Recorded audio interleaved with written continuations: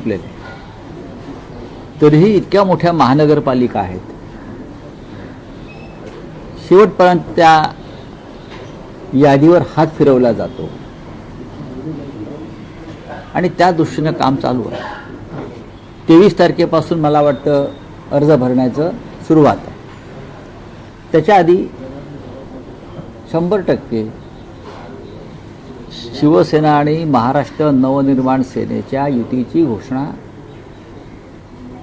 एकत्रितपणे धूमधडाक्यात वाजत गाजत केली जाईल. पण काही ठिकाणी ठरले कारण उद्या 23 तारीख आहे. ठीक आहे ना, होईल ना उद्या.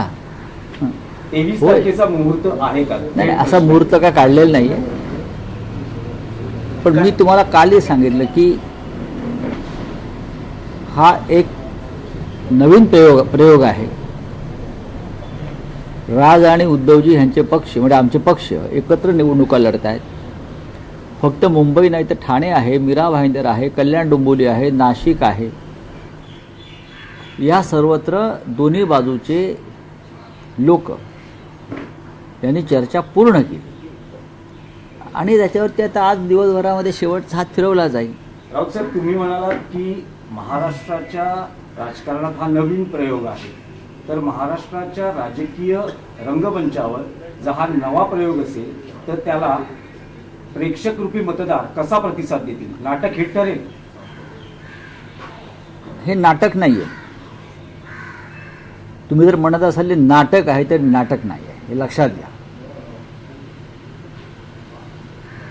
हा प्रीतिसंगम आहे.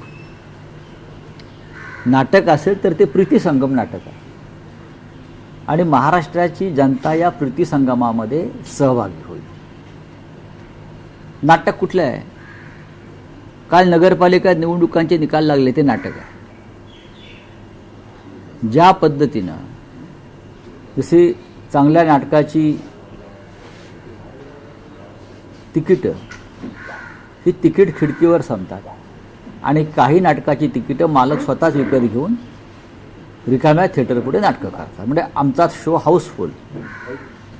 कालचा शो हाऊसफुल अजिबात नव्हता.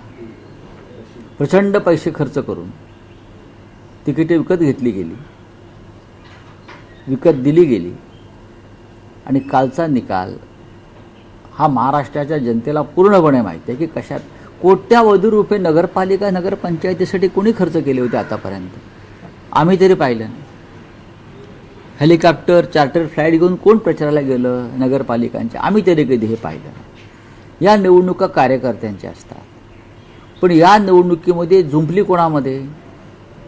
तर सत्ताधारी पक्षाच्या 3 गटातच झुंपली. भाजप विरुद्ध शिंदे गट, शिंदे गट विरुद्ध अजित पवार गट. या तिघांनी प्रचंड